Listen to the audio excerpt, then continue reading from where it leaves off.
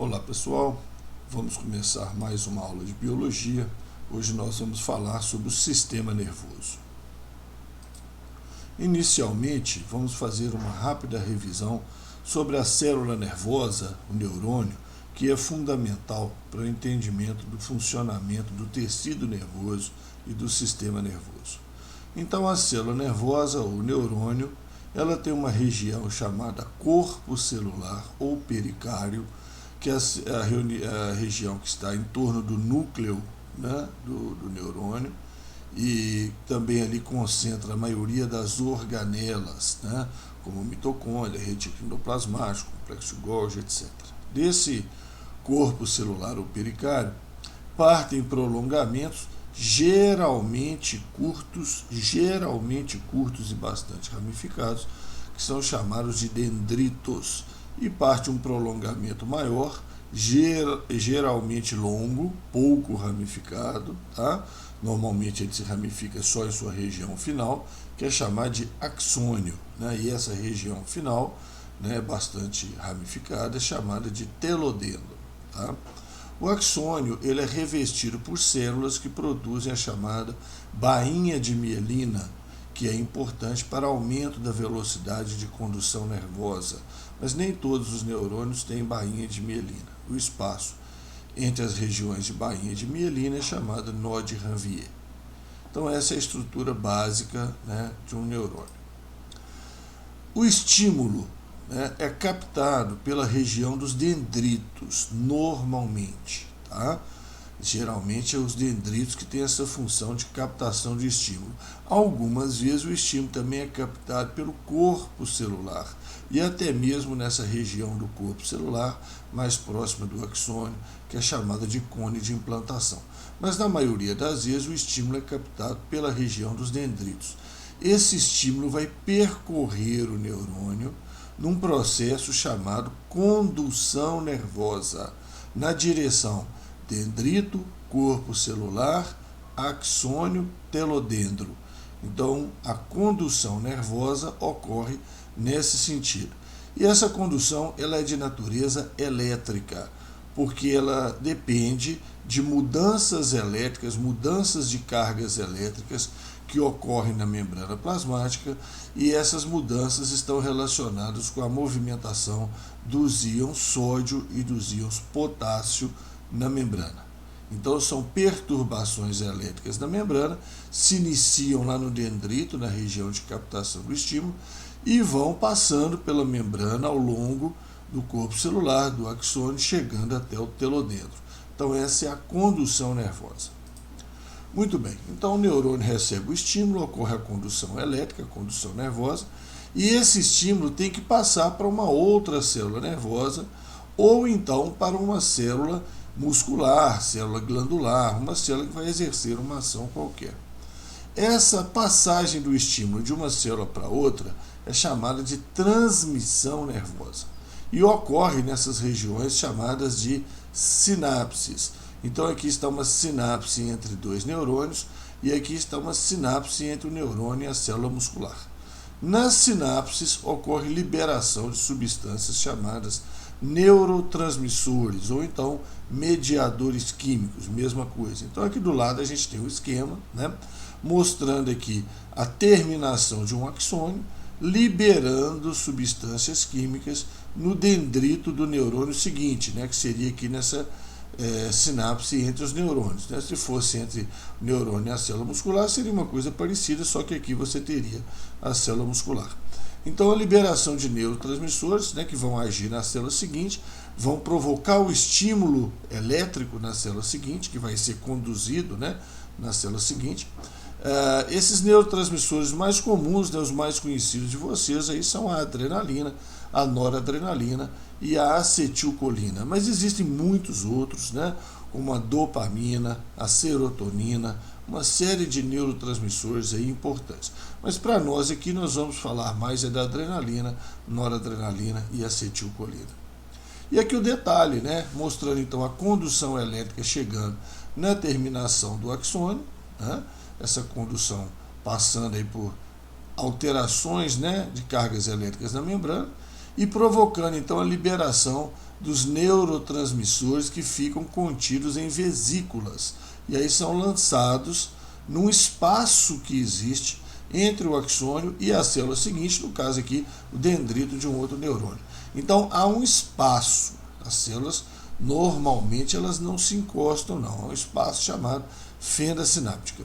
E a liberação desses neurotransmissores depende de ATP, que é fornecido pelas mitocôndrias que existem nessa região, e cálcio, que fica armazenado no retículo endoplasmático liso, que também existe nessa região. Tá? Então, esse aqui é o exemplo clássico de sinapse, é chamada sinapse química, né? 99% das sinapses são exatamente desse jeito. Existe um outro tipo de sinapse, que é chamada sinapse elétrica, onde existe um contato entre as membranas e uma passagem direta de cargas elétricas de uma célula para outra. Mas esse caso nós não vamos estudar, porque isso não é importante para nós aí no ensino médio. Tá? Então vamos adiante. O sistema nervoso, então, uma vez já que tem essa noção aí, né, ou relembrou, né, essa noção a respeito de neurônios, sinapses, condução, transmissão, neurotransmissores, perturbações elétricas e tal.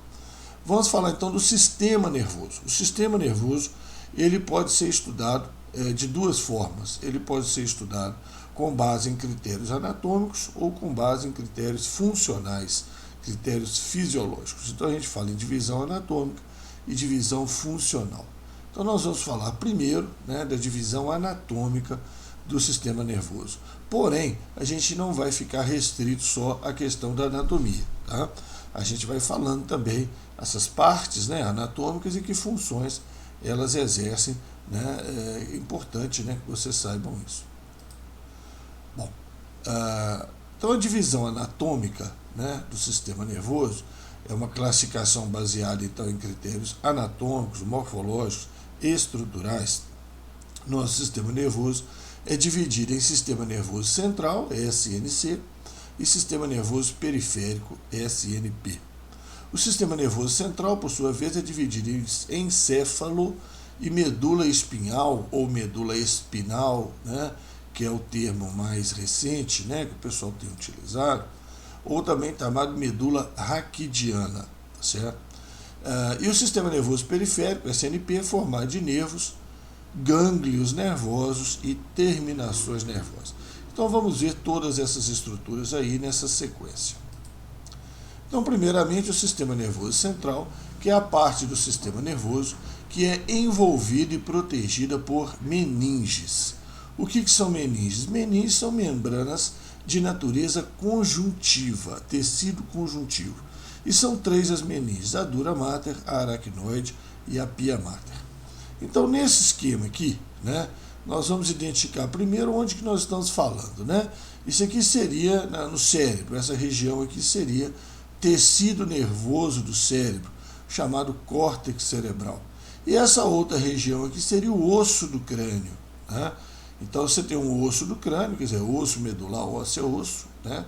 Essas três camadas, protegendo o seu cérebro, né? Aqui embaixo o tecido nervoso, e entre o osso e o tecido nervoso nós vamos encontrar as três meninges. Né? A primeira acolada ao tecido ósseo, fazendo inclusive o papel de periósteo pela face interna do osso, do crânio, que é a dura mater. Depois a aracnoide, que tem esses prolongamentos parecendo teias de aranha, por isso chama aracnoide. E por último a pia mater. Né? A dura mater é grossa, né? É a mais protetora delas, né? Esse nome dura quer dizer forte, mãe forte, dura mater. Né? A aracnoide, então, ela tem esse espaço onde circula um líquido, né? Que nesse espaço, esse líquido é importante para o amortecimento de lesões, né? Prevenir contra as lesões mecânicas no cérebro, pancadas, por exemplo, né? Na cabeça, por exemplo. E ali nós temos vasos sanguíneos que penetram no tecido nervoso, levados pela pia mater. Pia quer dizer caridosa, né? Pia mater, mãe caridosa, que vai nutrir, então, o tecido nervoso. Então, essas três meninges, dura mater, aracnoide e pia mater, circundam todo o sistema nervoso central, o encéfalo e a medula espinhal, né? Medula espinal ou medula raquidiana. Aqui nós temos uma dissecação, né? Isso aqui é uma imagem cadáver, né? Uma dissecação mostrando as estruturas que envolvem o sistema nervoso central ao nível do cérebro, né? Então isso aqui é a calota craniana, né, que foi cortada, né? Então você vê aqui o cérebro, em contato com o cérebro, vocês vejam aí a presença de sangue, né? A pia mater, depois a aracnoide, ainda tem vasos sanguíneos na aracnoide, né? A dura mater, que é mais grossa, né? Parece uma lona, o osso do crânio, o periósteo externo, né? O periósteo revestimento externo aí do osso, né? E o couro cabeludo. Você vê todas essas camadas aí, né? Em torno, né, do cérebro, em torno do sistema nervoso central. Bom, o sistema nervoso central, nós temos um desenho esquemático aqui do lado, né, mostrando de onde eu estou mostrando aqui com o mouse, né, de onde eu estou mostrando aqui para cima é o encéfalo e para baixo é a medula espinhal. Vocês percebam que o encéfalo, bom, tudo está protegido pelas meninges, tá, gente? Inclusive a medula espinhal, tá certo? Agora vocês percebam que desse ponto que eu estou mostrando aqui com o mouse para cima, os ossos do crânio estão protegendo o encéfalo. E desse ponto para baixo são as vértebras, a coluna vertebral que está protegendo então a medula espinhal, medula espinal, medula nervosa, medula raquidiana, como você quiser. Muito bem. Então, quais são as funções, quais são as regiões e quais são as funções?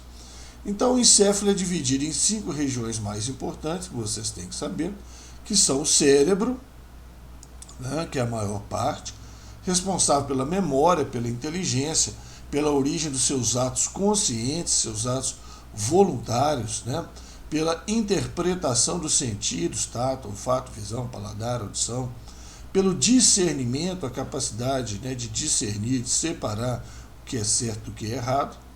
O cérebro possui chamada substância cinzenta externa, substância branca interna. Nesse desenho aqui embaixo à direita, nós temos um corte, né, mais ou menos a esse nível aqui, ó, um corte mais ou menos a esse nível aqui feito no cérebro, né, mostrando então a substância cinzenta externa, a substância branca interna.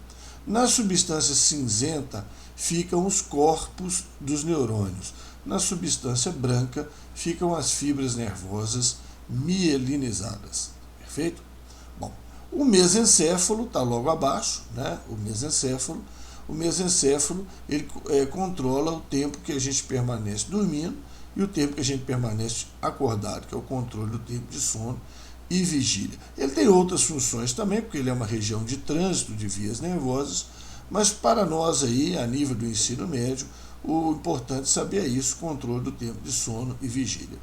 A ponte, um pouco mais abaixo, a ponte é responsável pelo controle dos movimentos respiratórios, então tem uma função importantíssima, e o bulbo, mais abaixo ainda, também faz o controle do movimento respiratório, controle da frequência cardíaca, porque o coração ele se autoestimula, o coração não precisa de estímulo nervoso para batimento, ele se autoestimula sozinho, mas ele tem um controle de frequência de batimento cardíaco que é dado pelo bulbo.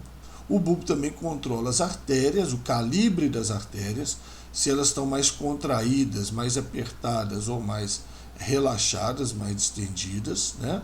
É claro que a frequência cardíaca e o calibre das artérias tem uma importância enorme, né, sobre a pressão arterial, né? Então, por causa dessas 3 funções, aí o bulbo, controle respiratório, cardíaco, vasomotor, o bulbo é uma região importantíssima, né? Lesões no bulbo e na ponte geralmente provocam a morte, né? O bulbo também participa do controle da deglutição e o controle do vômito, né? E o cerebelo, que se localiza atrás, né, controla o equilíbrio, a coordenação motora e o tônus muscular. Tônus muscular é o grau de contração dos músculos, né?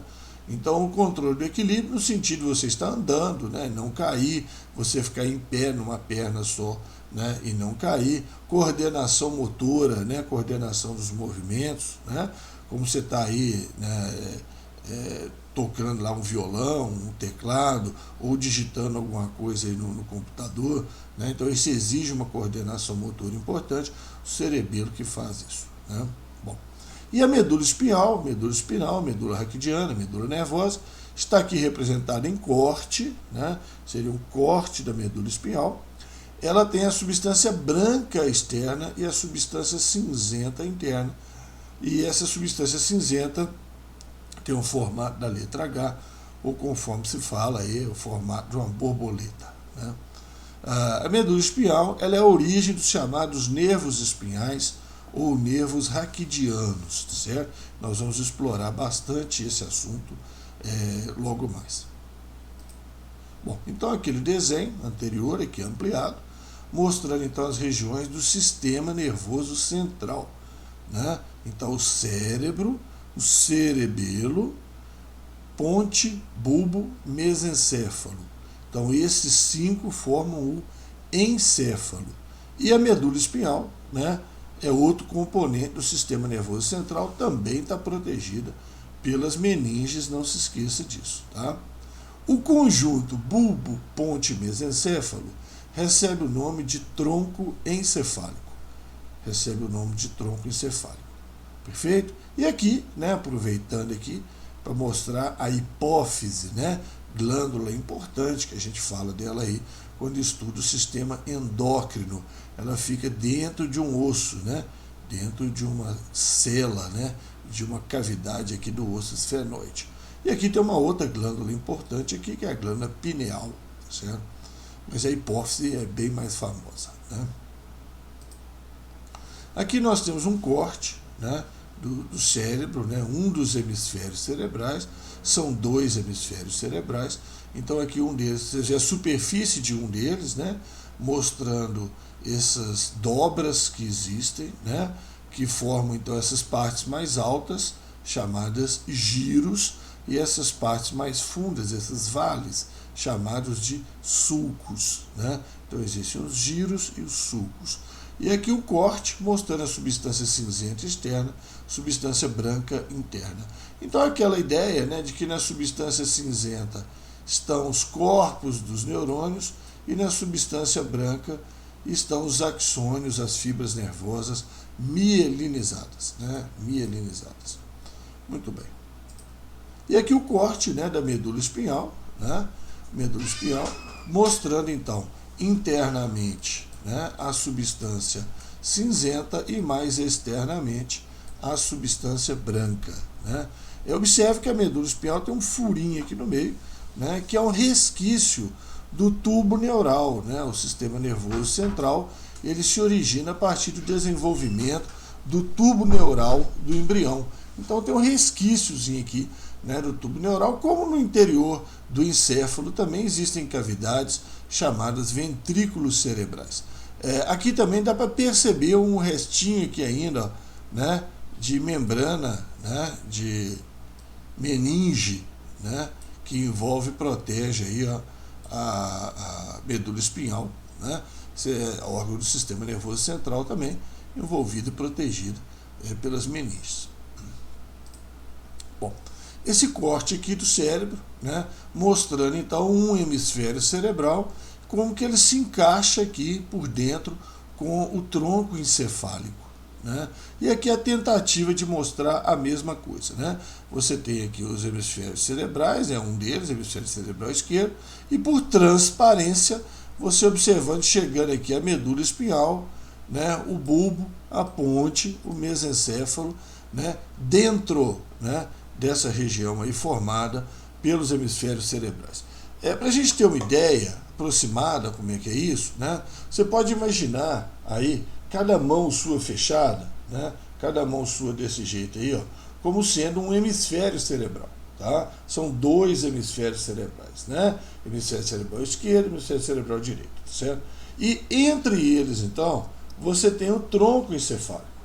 O tronco encefálico está dentro, né, protegido ali em parte pelos hemisférios cerebrais. Então, se você tira um hemisfério cerebral, né, igual nessa figura aqui à esquerda, você tirou um hemisfério cerebral, Então você tem o tronco encefálico, você percebe ele entrando, né, para dentro do espaço, né, entre os hemisférios cerebrais. Então aqui, por exemplo, seria o mesencéfalo, né? Seria o mesencéfalo. Você tem mesencéfalo, ponte, bulbo, né? Então a ideia é essa, né? Para a gente entender como é que está organizada essa relação dos hemisférios cerebrais com o tronco encefálico. E atrás, né? E atrás se encontra o cerebelo, né? Atrás se encontra o cerebelo, pequeno cérebro, também tem substância cinzenta externa e substância branca interna, né? Olha mais uma vez a hipófise aqui, ó, né? A hipófise, né? Mostrada aqui também, tá? Então o tronco encefálico, que é bulbo, ponte, mesencéfalo, ele se insere no espaço entre os hemisférios cerebrais. Bom, e aqui a medula espinhal, né? Ela é envolvida e protegida pelas meninges, envolvida e protegida pela coluna vertebral. Coluna vertebral é formada pelas vértebras, né? Então aqui está uma vértebra, aqui uma vértebra, aqui embaixo outra vértebra. Entre elas existe um disco de cartilagem, né, para evitar o atrito entre essas vértebras, chamado disco intervertebral. Tá? Entre as vértebras todas você tem aí um disco para diminuir, para evitar o atrito osso com osso, né? Extremamente importante o disco intervertebral. Então você vê que aí em cima, né, o corte, né, que foi feito, né, um desenho, né, mostrando a medula espinhal, substância branca externa, substância cinzenta interna, envolvida pela pia mater, envolvida pela aracnoide, envolvida pela dura mater. Tá? E saindo aqui da medula espinhal, nós vamos ter os nervos, né? Os nervos espinhais. Eles vão sair, né, atravessando as meninges ali, a partir da medula espinhal. A medula espinhal é a origem dos nervos espinhais. Tá? E uma das coisas que a gente vai ver logo aí dos nervos espinhais é a presença de um gânglio, né? Um gânglio sensorial, que é essa parte gordinha aqui, né? Numa das raízes do nervo. O nervo tem duas raízes. Numa das raízes, chamada raiz dorsal, a gente encontra essa parte dilatada, que é o gânglio sensorial. Tá certo? Aqui seria o ventre da pessoa, né? A frente da pessoa.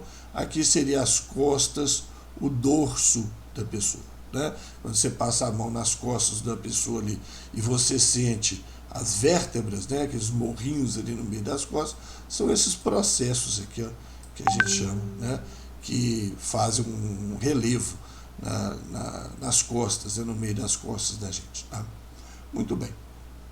Então essa é a ideia da localização aí da medula espinhal, protegida pelas meninges e pela coluna vertebral. Já o encéfalo é protegido pelas meninges e pelos ossos do crânio. Aqui uma imagem, né, é real, né, isso aqui não é desenho, isso é um corte, então, né, feito em cadáver, né, mostrando então essas estruturas que a gente acabou de estudar. O cérebro, né, então o hemisfério cerebral, né, aqui o tronco encefálico, mesencéfalo, ponte, bulbo, né, e dando continuidade, ó, tá vendo o osso do crânio terminando aqui, ó. O osso do crânio está terminando aqui, nesse nível. Então, daqui para baixo, medula espinhal. E aqui estão as vértebras. Ó, uma vértebra, outra vértebra, outra vértebra, protegendo, envolvendo e protegendo a medula espinhal. Né? Bom, aqui está a cavidade nasal, né? Para quem está com mais curiosidade aí, né? A cavidade nasal, aqui está a língua, essa parte grande aqui é a língua, aí desce aqui faringe, vai para o esôfago, entra para a laringe, via respiratória, né? Então uma imagem real aí mostrando a organização, né? Não só do sistema nervoso, mas também de outras estruturas aí, né? Na cabeça e pescoço. Bom, a superfície do cérebro, né? Nós falamos aí que o cérebro tem uma série de funções importantes, memória, né? Inteligência, interpretação dos sentidos e tudo mais. A superfície do cérebro é chamada então de córtex cerebral, a região mais superficial. Essa região, então, onde estão aqueles corpos de neurônio, né, corresponde à substância cinzenta. E essa superfície cerebral ela é mapeada, né, em relação a várias funções. Então aqui estão apontadas algumas regiões importantes, né, da superfície do córtex, né, cerebral. Não precisa decorar isso, tá? Não tem necessidade. Só tem duas regiões aqui que eu acho que é importante que vocês tenham conhecimento, né? Mas aqui, por exemplo, está a área auditiva primária, né? Aqui a área auditiva secundária, a área visual primária, interpretação da visão, a área visual secundária. Observe que a área visual ela está aqui na nuca, né? Aqui embaixo estaria o cerebelo, tá, gente? Então, a pessoa, se tiver uma pancada na nuca, ela pode ficar cega, tá? Porque lesa a região de interpretação da visão. Uma área importante também é o centro da fala, né? A área anterior da fala, chamada área de Broca, né? Que é essa região aqui importantíssima. Existe uma outra área também posterior da fala, mais relacionada ao discurso, né, a criação, né, da sequência lógica das palavras aí do discurso, né, a área de Wernicke. Você tem também a área aqui de memória e aprendizagem, no lobo frontal, né, importante. Agora, as duas aqui que eu considero mais importantes, né, são a área motora primária e a área sensorial primária. Tá? Essas duas regiões aí nós vamos comentar a respeito delas. Elas estão separadas por um sulco, né? Um sulco aqui que desce aqui entre essa região aqui, que é chamado de sulco central, né? Sulco central, ou sulco de Rolando, e define claramente uma área anterior, né? Na frente, né? O olho do sujeito está aqui, né, gente? O olho está aqui, tá? Uma área anterior aqui na frente, área motora primária, e uma área posterior, área sensorial primária. Tá? Então, como é que é isso? Eu vou dar várias vezes esse exemplo, então vamos usá-lo aqui já de uma vez. Se alguém belisca seu braço, a informação vai chegar ao cérebro, vai chegar na área sensorial, tá? E ali vai haver uma interpretação. E essa interpretação pode mandar, então, uma ordem, né, para a área motora, e essa área motora, então, manda uma ordem a ser executada por algum órgão. Né? Então, por exemplo, seu braço foi beliscado, a informação chega na área sensorial e vem uma ordem para tirar o braço, por exemplo. Né? É uma ordem motora, tá certo? Então, essas estruturas aí, né, são áreas da superfície do cérebro, áreas mapeadas. Existem mais de 50 áreas mapeadas, tá, gente, na superfície do cérebro. E essas aí são as áreas mais importantes aí, né, que seria interessante, né, você ter conhecimento delas. Tá? Bom, o sistema nervoso periférico ele é formado pelos nervos, pelos gânglios e pelas terminações nervosas. Conceito de nervo, o nervo é formado por fibras nervosas, né? Fibras nervosas. O que são fibras nervosas? Fibras nervosas geralmente são axônios, tá? Porque os axônios são longos, né? Geralmente são axônios. Mas existem locais em que os dendritos são longos, tá? Ou a gente tem prolongamentos longos, né? Que funcionam como dendritos, trazem estímulos, são sensoriais. Então o nervo pode ter axônio, pode ter dendrito, tá? Envolvidos por camadas de tecido conjuntivo. Bom, então esse é o nervo, as fibras nervosas, axônio e dendrito, fora do sistema nervoso central, não envolvido por meninge. Os gânglios são conjuntos de corpos de neurônio fora do sistema nervoso central, tá? E as terminações nervosas são extremidades do nervo. Então, se for extremidade de um axônio, né? Se for extremidade de um axônio que leva informação, vai ser uma extremidade motora. Se for extremidade de um dendrito, que é quem capta o estímulo, aí vai ser uma extremidade sensorial, evidentemente. Certo? Bom, então aqui só para ter uma ideia, eu vou detalhar isso muito ainda nos próximos slides, tá? Aqui é só para ter uma ideia da conceituação.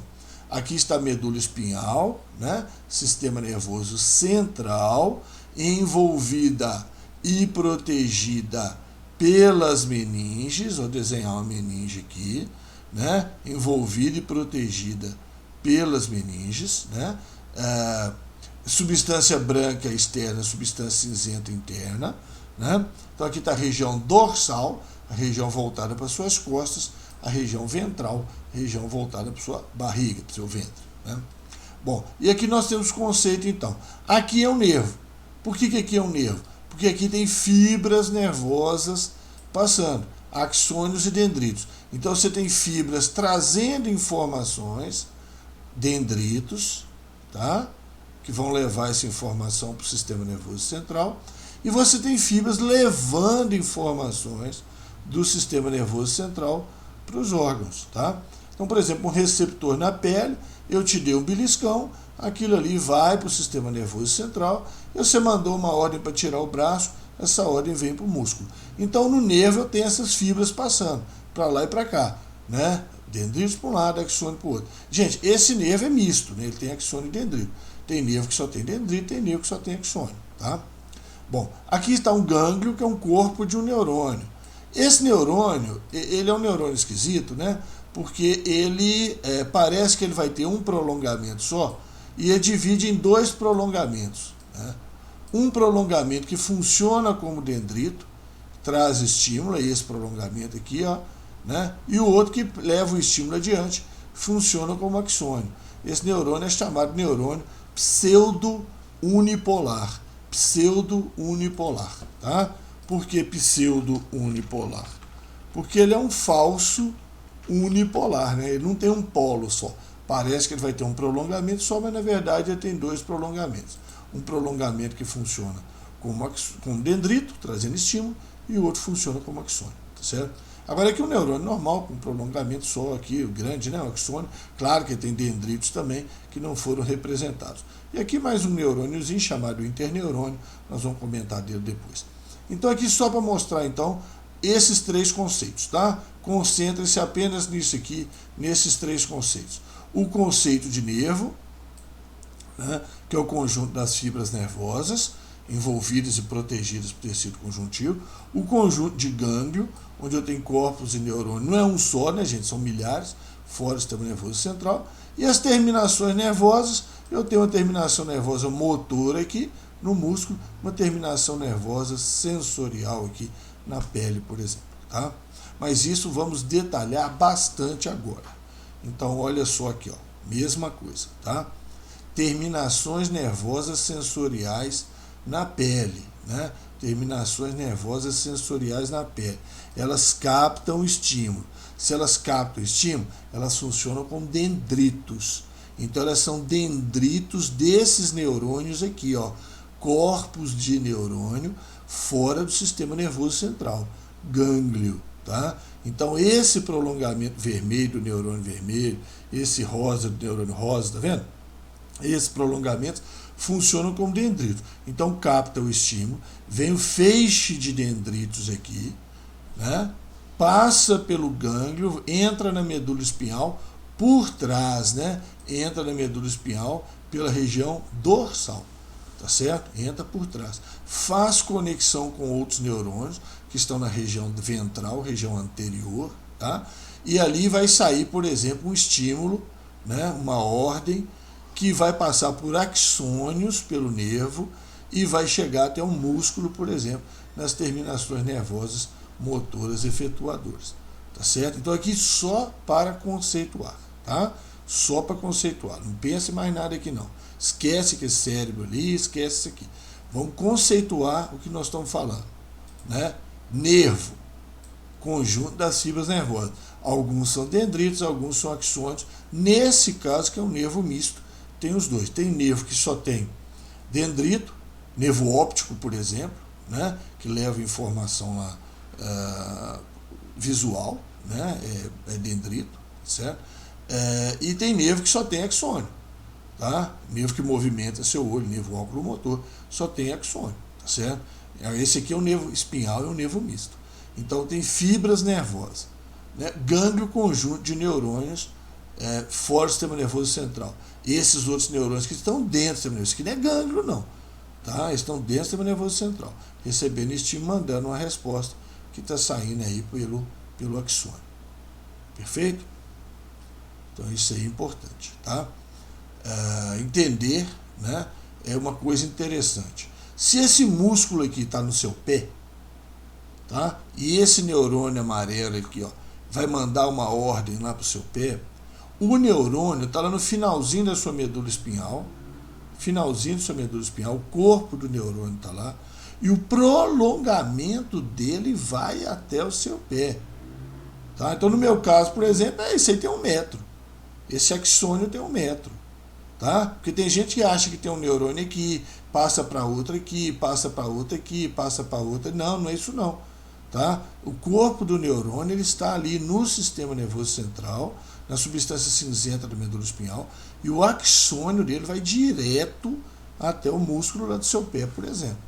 Tá? Da mesma maneira que se eu beliscasse o dedão do pé, né, o dendrito também está indo lá do dedão do pé até bem pertinho da medula espinhal, onde está o gânglio sensorial. Tá? O dendrito também teria esse tamanho. Perfeito? Muito bem. Bom, então aqui nós vamos esquematizar um conceito que nós vamos detalhar daqui a pouco, tá? Que é o arco reflexo. O que é o arco reflexo?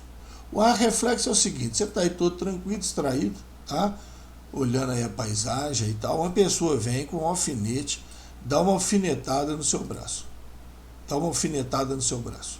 Então, suas terminações nervosas sensoriais captam esse estímulo, são os dendritos, né? Terminação nervosa sensorial, leva isso aí através de um nervo, passa pelo gânglio sensorial, entra na medula espinhal por trás, faz conexão com esses neurônios aqui, ó, azul e amarelo, certo?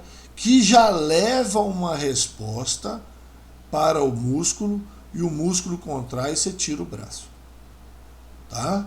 Então presta atenção, esse trajeto, ó, foi dado o estímulo na pele, tá? O estímulo, no caso, é um estímulo rápido, né? Uma alfinetada na pele.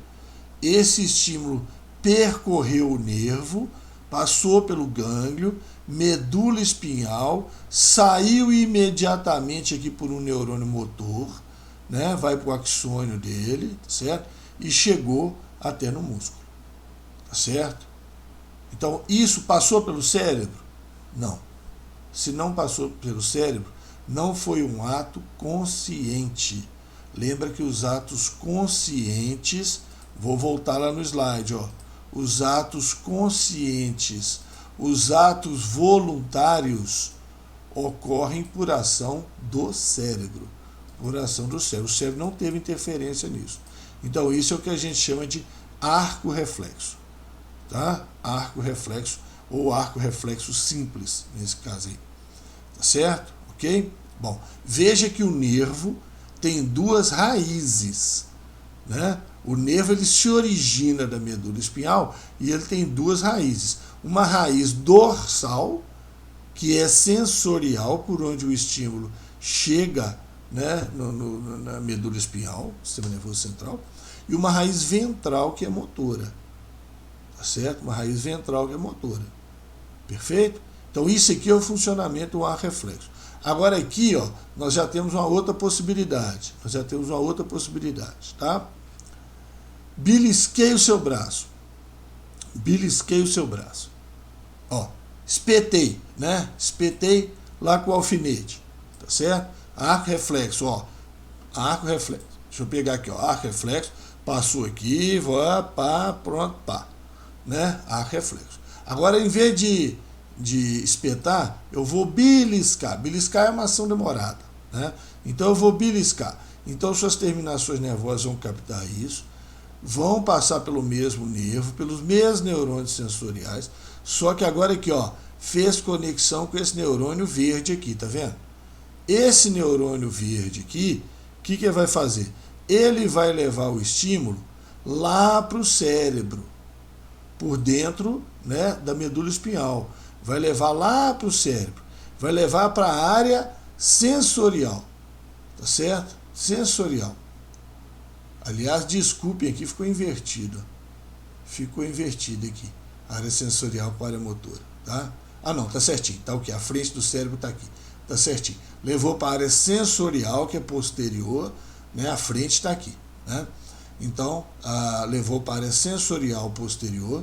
A área sensorial interpretou, claro que esse negócio é complexo, não é um neurônio só, tá certo? Passou uma ordem para a área anterior, que é a área motora, né? A área motora, sensorial, motora. É que aqui está invertido, né, em relação àquele outro primeiro desenho que eu havia mostrado para vocês. Mas sensorial atrás, motora na frente. Da área motora, um neurônio lá em cima,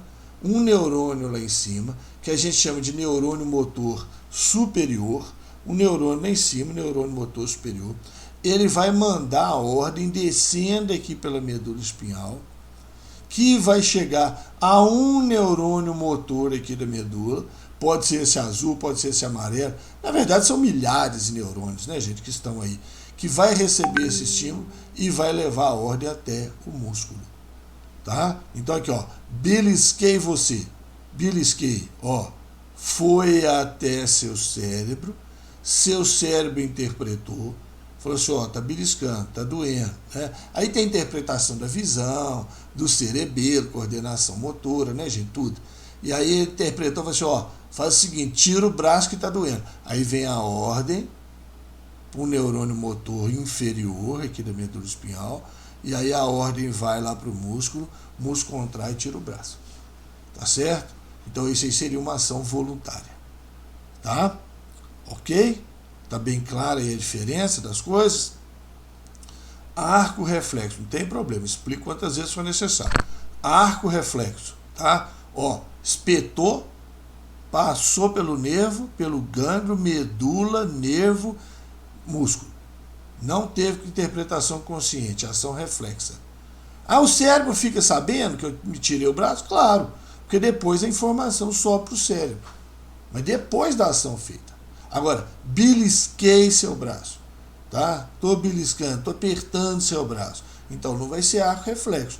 Aquilo vai chegar até a medula espinhal, vai subir para o cérebro, a área sensorial vai ser interpretada, vai vir uma ordem, considerando tudo, né, gente? Visão, audição, tá certo? O cerebelo coordena o movimento e tal. Vai vir uma ordem lá de cima, então, né, por exemplo, para tirar o braço, para dar um tapa no sujeito que está te beliscando, né? Para dar uma resposta vocalizada, xingar lá o sujeito, falar palavras agradáveis para ele, né? Então essa é a ideia aí dos movimentos que a gente tem, tá? Envolvendo esses conceitos. Bom, e aqui então só para falar do arco reflexo, né? Só para falar do arco reflexo, o reflexo patelar, patela é aquele ossinho redondo ali que tem no joelho. Na verdade ele fica dentro de um tendão, né? Aqui está o músculo da coxa, que é o músculo quadríceps, ele tem um tendão, tá certo? E que prende aqui na tíbia, né, o osso da perna. Dentro desse tendão está a patela, antigamente chamada de rótula, certo? Então, se o médico, ortopedista, vai testar o seu reflexo, ele pega lá aquele martelinho dele, dá uma pancadinha aqui logo abaixo aqui da patela, tá? Isso distende o músculo e gera, então, um estímulo sensorial. Olha aqui, ó, terminações nervosas sensoriais vão captar esse estímulo e vão levar para a medula espinhal. Via sensorial, via aferente. O que quer dizer aferente? Aferente quer dizer que está chegando, que está indo para o sistema nervoso, chegando ao sistema nervoso. Aferente é o que está chegando. Então está chegando o sistema nervoso, passando pelo nervo, tá vendo? Pelo gânglio da raiz dorsal, olha o corpo de neurônio lá, pseudonipolar, entrando na medula espinhal por trás, substância branca, substância cinzenta, fazendo conexão com o neurônio anterior, neurônio motor, mandando a resposta pela raiz ventral, pelo nervo, para o músculo da coxa, que vai contrair e o sujeito então vai dar aquele chutinho, que você já deve ter feito esse exame, já viu, pelo menos em filme, documentário, qualquer coisa você já viu, né? Então existe a via aferente ou sensorial e a via eferente, né? A que sai do sistema nervoso central, que afasta, eferente, motora ou efetuadora, mesma coisa, tá? Replay então, vamos dar o replay aqui nos conceitos. Ó, patela tá aqui, né? Bateu ali logo abaixo, não é nesse ponto exato, não, é aqui embaixo. bateu logo abaixo da patela, distensão aqui do tendão, estímulo captado pelas terminações aqui, que são dendríticas, né, são sensoriais, vai pela via aferente sensorial, passa pelo gânglio dorsal, gânglio sensorial, entra pela raiz dorsal do nervo, entra na medula espinhal, faz conexão com o neurônio anterior, sai a resposta pela raiz ventral, motora, efetuadora, via eferente até o músculo da perna, o músculo da coxa, para contrair o músculo quadríceps e dar o chutinho. Então, esse é reflexo patelar. Tá?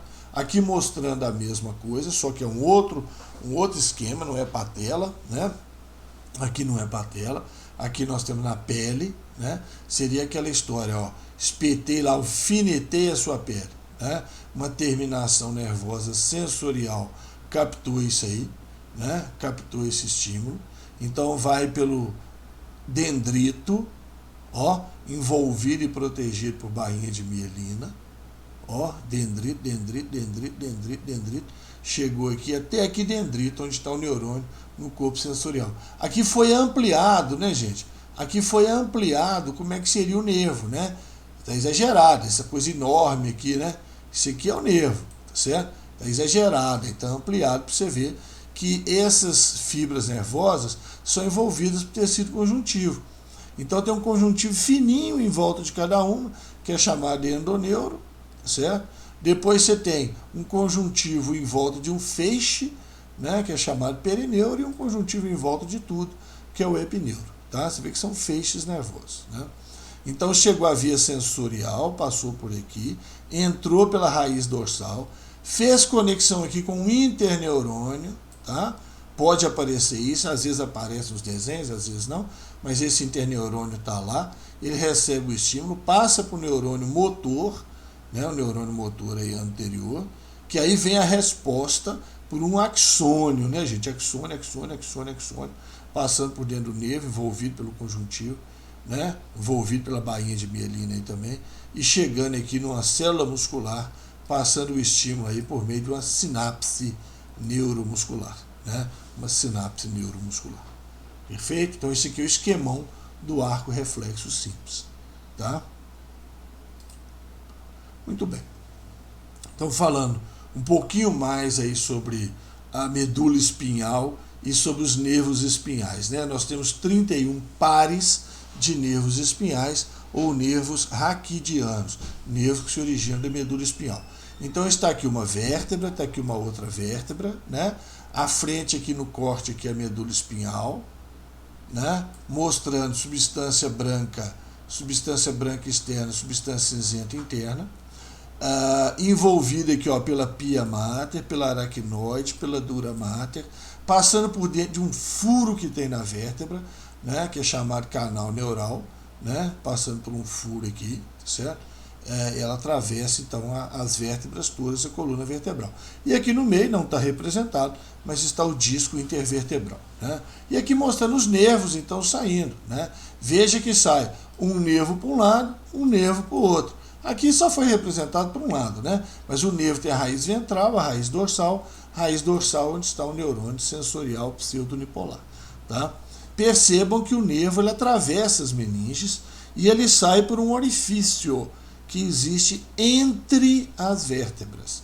São 32 vértebras, então são 31 espaços entre elas, 31 pares de nervos espinhais ou nervos raquidianos. Tá certo? Aqui mostrando a mesma coisa. Tá? Os nervos espinhais, aqui, ó, uma vértebra, a outra vértebra, o disco intervertebral de cartilagem, um espaço aqui entre as vértebras, e é nesse espaço aqui que está saindo o nervo, né? O nervo espinhal ou nervo raquidiano. Exatamente nesse espaço. E aqui uma coisa interessante, né? Convém que você saiba, né? Vocês já ouviram falar disso, ou vão ouvir falar, em hérnia de disco, bico de papagaio, certo? O que é isso? É quando o disco intervertebral, olha aqui, ó, o disco intervertebral sai do lugar ou tem uma lesão, tá? Que no caso ele teve uma lesão dessa parte externa dele, a parte interna se deslocou e está pressionando, olha aqui, ó, a medula espinhal, ó, foi pressionada. A medula espinhal foi pressionada. Aqui está a raiz e o nervo. A raiz do nervo foi pressionada, foi apertada. Então o disco herniado, o disco deslocado, ele está pressionando a raiz do nervo, pressionando a raiz nervosa. Tá certo? Bom, e essa raiz nervosa vai para algum lugar, né? Vai para algum lugar. Então geralmente isso acontece, né, no finalzinho aí da nossa coluna vertebral, chamada coluna lombar, né? Porque sustenta o peso do tronco, dos braços, da cabeça, etc. Né? E aí ela costuma ter mais esse tipo de lesão. Mas isso pode acontecer até no pescoço, tá? Essa hérnia de disco pode acontecer até no pescoço. Não é comum, não, certo? Então ele causa pressão numa raiz nervosa, tá? E qual que é a consequência disso? Então olha aqui, ó, né? A lesão está aqui, né? A lesão está aqui, tá certo? Eu vou até mudar a cor aqui, ó, para ficar mais visível, né? A lesão está aqui, tá certo? O nervo atingido é esse nervo que vem para a perna, até o pé, né? Que é o nervo ciático, cheio de ramificações, né? Cheio de ramificações. Então o que vai acontecer? Como o disco está pressionando a origem dele, o seu cérebro vai interpretar que não é na origem que está doendo, não. Seu cérebro vai interpretar é que a área inervada toda está doendo, tá? Porque esse nervo, ele capta informação sensorial dessa área e leva para o cérebro. Então o cérebro, quando recebe informação desse nervo, é informação de alguma coisa que está acontecendo nessa área. Então, se ele está sendo pressionado ali, o cérebro vai receber informação desse nervo e vai interpretar, opa, a perna está doendo. E aí não adianta, entendeu? A pessoa faz bolsa de água quente, bolsa de água fria, bolsa sem água, acupuntura, não adianta nada, tá? Porque a lesão não é na perna, a lesão é no disco intervertebral, tá?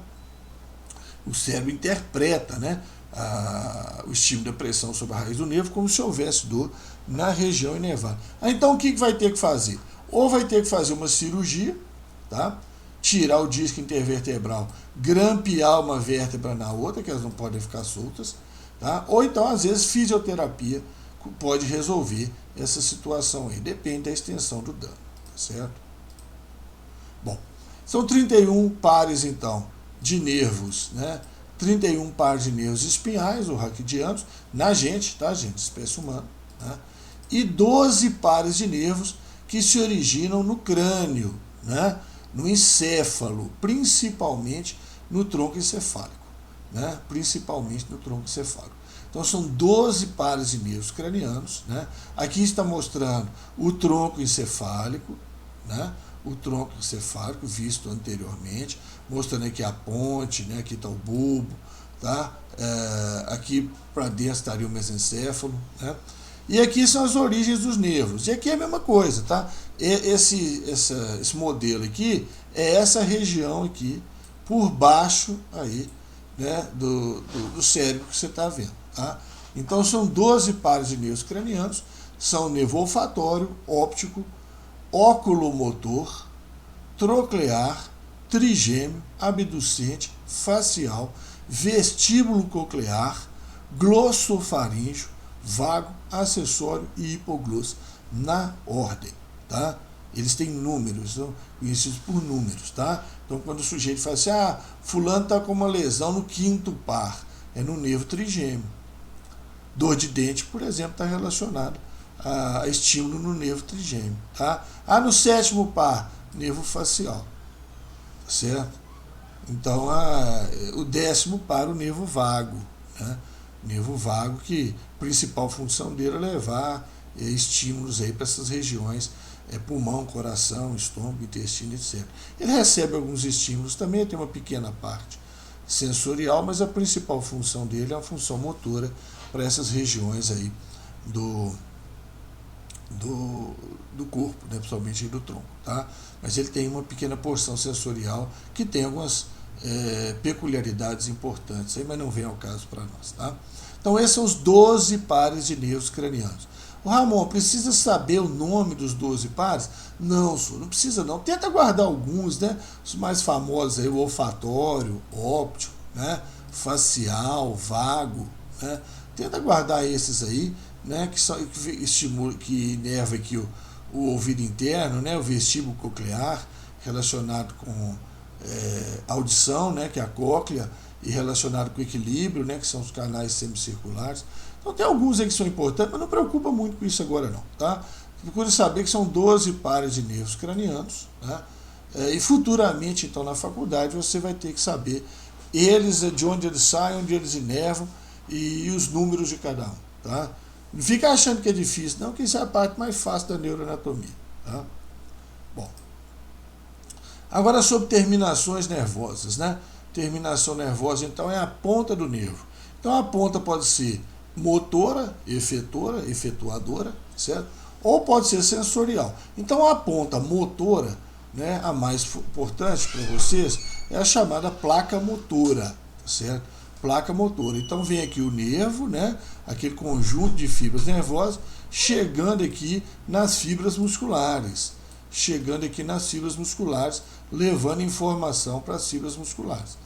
Tá certo? Então aqui detalhe, né? Aqui é um desenho esquemático, aqui no microscópio óptico, aqui também no microscópio óptico, você vê direitinho o nervo, as fibras e a região então da placa motora, né? Você vê aí perfeitamente. E aqui desenho esquemático, né? Mostrando aqui a região da sinapse, né? As vesículas sinapses, a mitocôndria que eu falei que tem lá para fornecer ATP, e aí os neurotransmissores são lançados aqui na fenda, né? Os neurotransmissores lançados na fenda sináptica. Muito bem. E a terminação nervosa sensorial, relacionada então a dendritos, né? Terminação nervosa sensorial. Existem as terminações nervosas livres, que é como essas aqui, que existe no meio, né, do epitélio aqui na pele, por exemplo, que não é envolvida por tecido conjuntivo, está no meio do tecido epitelial, e as terminações nervosas encapsuladas, que tem cápsulas de tecido conjuntivo em volta, tá? Terminação nervosa livre, a função mais importante dela é a captação de estímulos de dor. Terminações nervosas encapsuladas, as mais importantes de Meissner, relacionadas com tato, e Pacini ou Vater Pacini com pressão. Gente, esse assunto aqui, bom, então elas aqui, a corpus de Meissner está aqui do lado, corpus de Pacini ou Vater Pacini aqui, e o corpus de Ruffini está representado ali em cima. Esse assunto aqui, nos últimos anos aí, o pessoal descobriu muita novidade a respeito disso, tá? Então, se você pegar um livro de biologia mais antigo, você vai ver falando simplesmente isso, tá? Terminação nervosa livre, capta estímulo de dor.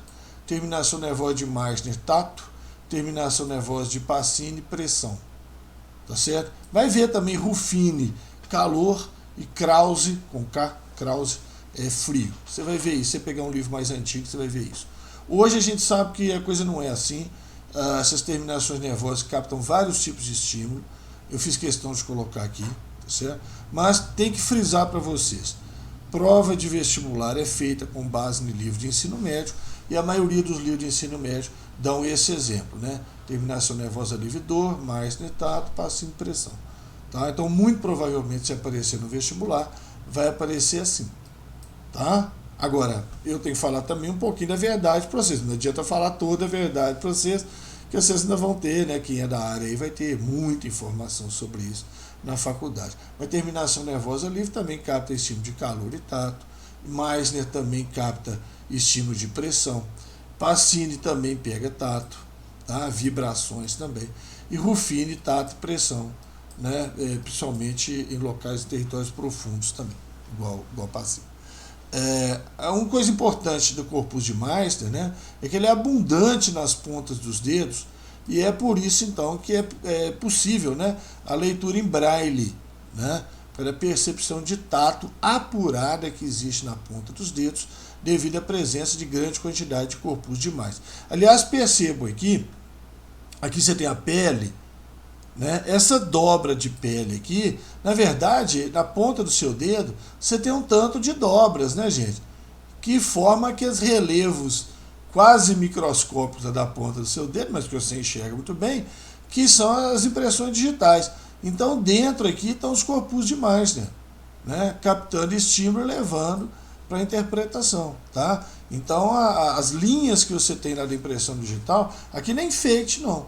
Tá? Aquilo é para aumentar esse número de dobras e aumentar a quantidade de corpos de Meissner que cabem nesses espaços aí e aumentar a sensibilidade sensorial do tato, né, na ponta do seu dedo. Tá? Muito bem. Então isso aí é sobre então, a divisão anatômica, né? Sistema nervoso central, sistema nervoso periférico.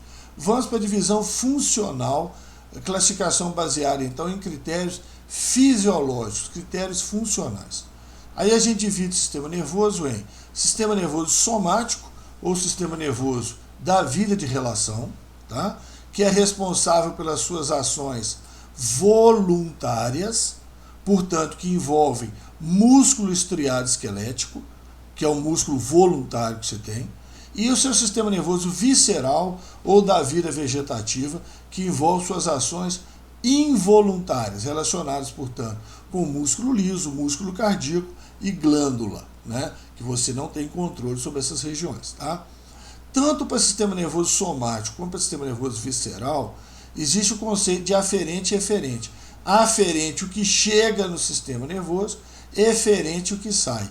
Então nós já falamos aí do sistema nervoso somático, do beliscão lá, por exemplo, né? Deu beliscão lá na sua pele, chega para o sistema nervoso, aferente, depois sai uma resposta motora, eferente, né? O mesmo conceito existe para o sistema nervoso visceral ou da vida vegetativa, parte aferente e eferente, sendo que a parte eferente é muito mais estudada no sistema nervoso visceral e recebe o nome de sistema nervoso autônomo, tá? Sistema nervoso autônomo, SNA. Nós vamos falar bastante dele daqui a pouco, tá? Existe a parte aferente também, que leva os estímulos, né, viscerais, né, para interpretação não consciente, né, níveis de CO2 no sangue, acidez do sangue, nível de glicose, são informações aferentes que o seu sistema da vida vegetativa recebe, né, e você não tem controle consciente sobre elas. Tá?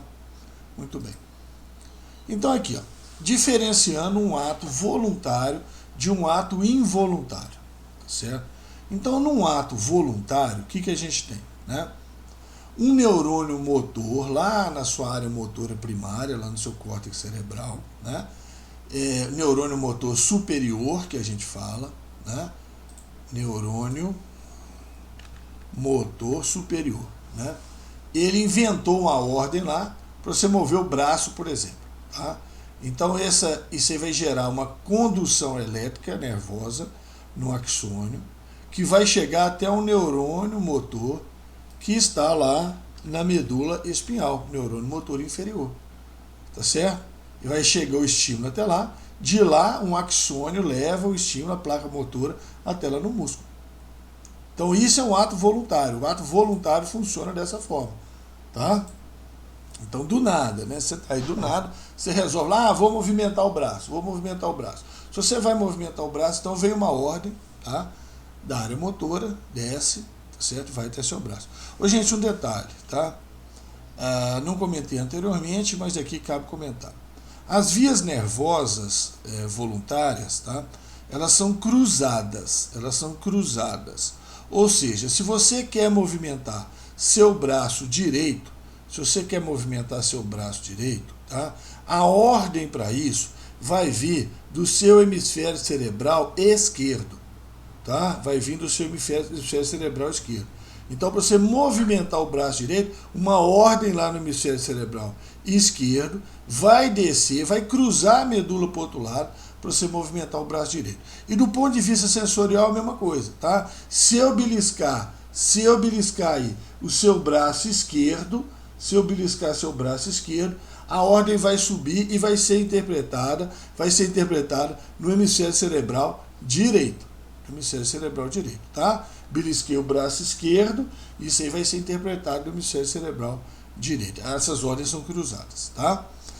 Cruzam aqui mais ou menos aqui no nível do pescoço, aqui no iniciozinho, na transição de bulbo, medula espinhal, que elas se cruzam, perfeito? Bom, então esse aqui é um ato voluntário, perfeito? Agora o ato voluntário vai vir uma ordem do sistema nervoso central que pode vir da região cranial ou da região medular. Nós vamos ver isso aqui, essa diferença, tá? Então, essa ordem vai vir do sistema nervoso central, vai sair por uma fibra nervosa, um axônio, só que vai encontrar um neurônio fora do sistema nervoso central. Um não, né, gente? Centenas, milhares, né, juntos, tá? Desenha um aqui, mas você sabe que são milhares, né? Então, isso aqui, ó, é corpo de neurônio fora do sistema nervoso central. E isso a gente dá o nome de gânglio, né?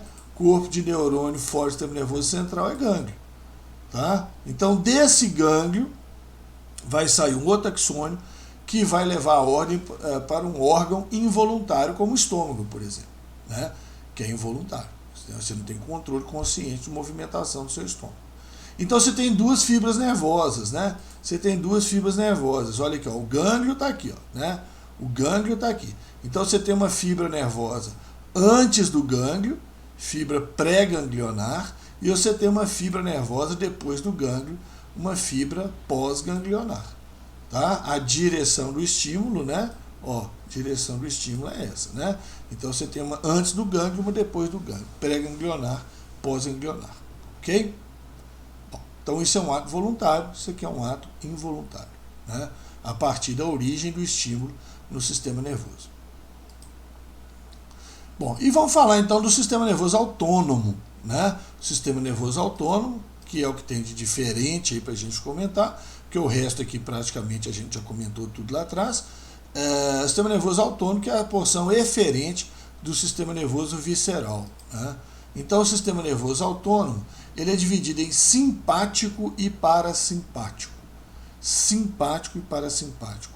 O simpático, os neurônios do simpático, eles ficam na medula espinhal, entre a primeira vértebra torácica, T1, e a segunda vértebra lombar, L2. Não, Ramon, precisa guardar isso? Não, precisa não. Você precisa saber que ele está na medula espinhal, tá certo? E o simpático, ele é medular, ele está na medula espinhal, a origem da informação, tá certo? Depois vai ter um resuminho disso aqui, calma, não estressa não, tá? Então o neurônio está aqui, ele manda a ordem para um outro neurônio que está fora, né? Então isso aqui é o gânglio, isso é o gânglio, fibra pré-ganglionar, fibra pós-ganglionar.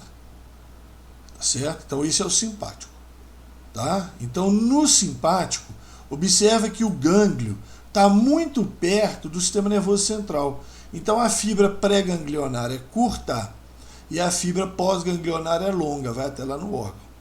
E lá no órgão ela libera o neurotransmissor, que é a adrenalina, tá? Adrenalina e noradrenalina. Noradrenalina é um pouquinho diferente da adrenalina, mas as ações são semelhantes, né?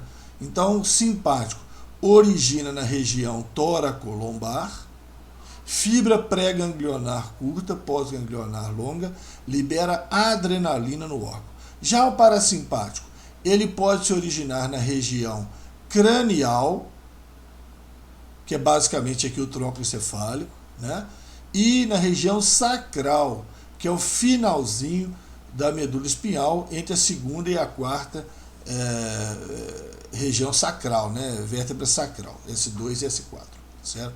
Pode se originar nessas regiões aí, tá certo? Então, a gente fala que o parasimpático, ele é craniosacral, tá? Pode originar da região cranial ou da região sacral, entre as vértebras S2 e S4, sacral 2 e sacral 4, tá?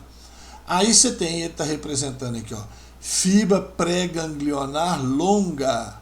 Por quê? Porque o gânglio agora fica junto ao órgão, fica na parede do órgão, tá? O gânglio está longe do sistema nervoso central.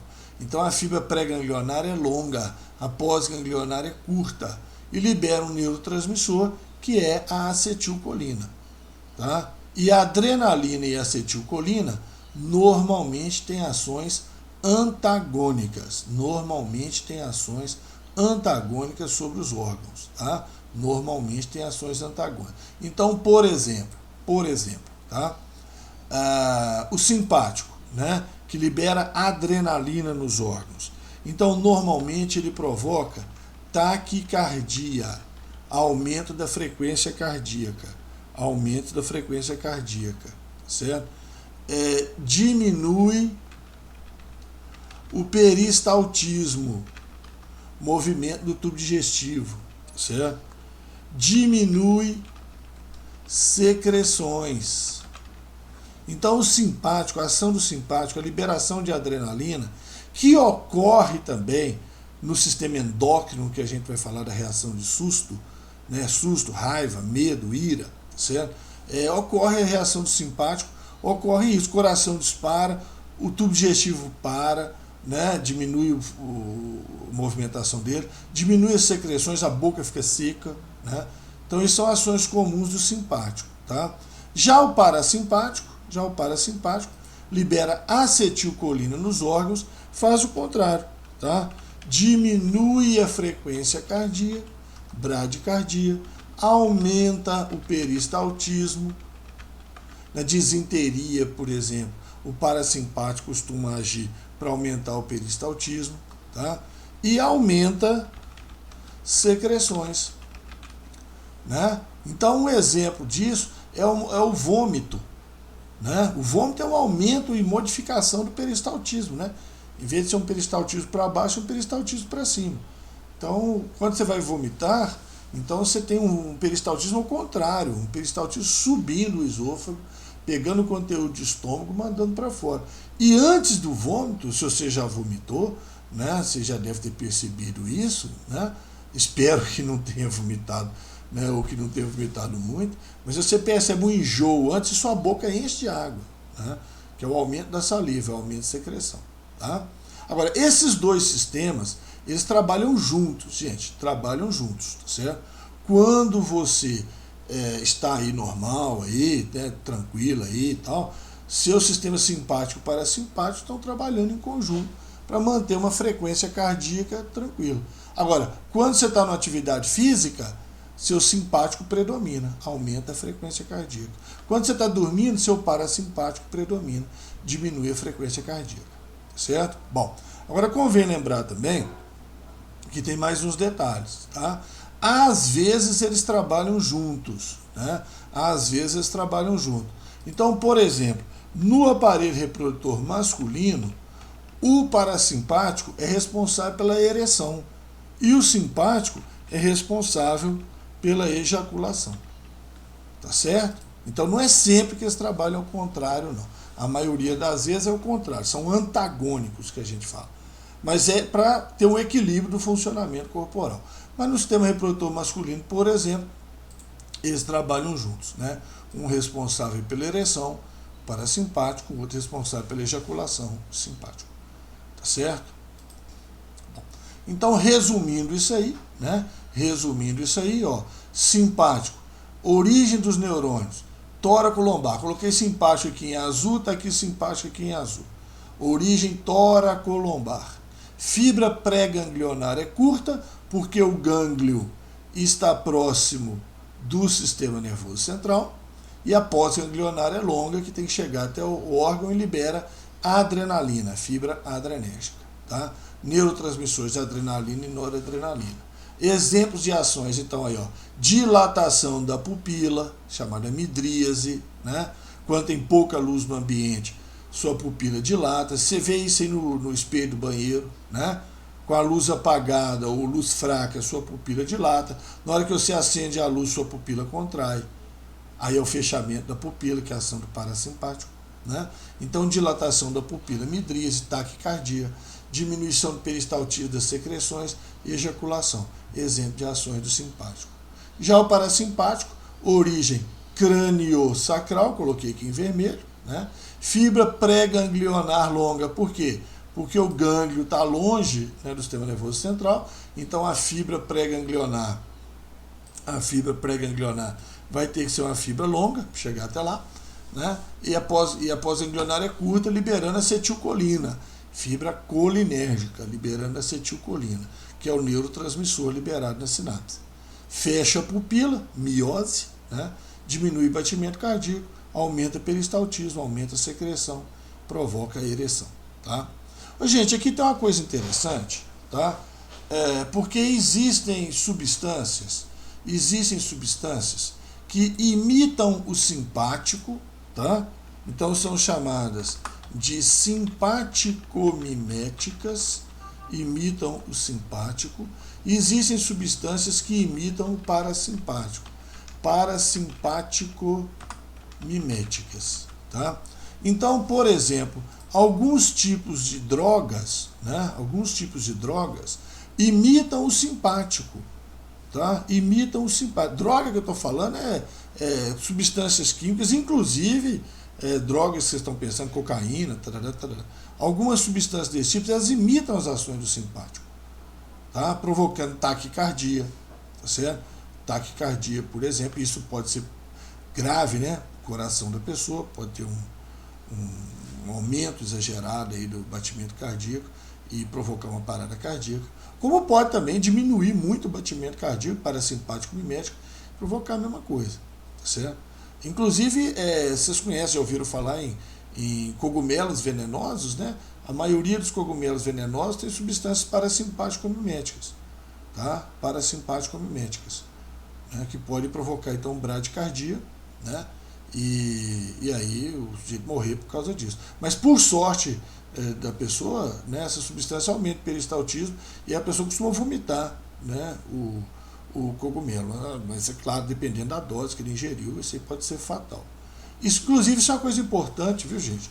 Quando você encontra uma pessoa desmaiada, por exemplo, né, você não sabe o que aconteceu, aí você vai chamar o SAMU, né, aí você vai ligar lá para o SAMU, né, e aí você vai ligar e você vai passar algumas informações para o pessoal do SAMU, tá? O pessoal já vir mais já sabendo, né, ter uma noção do que está acontecendo, né?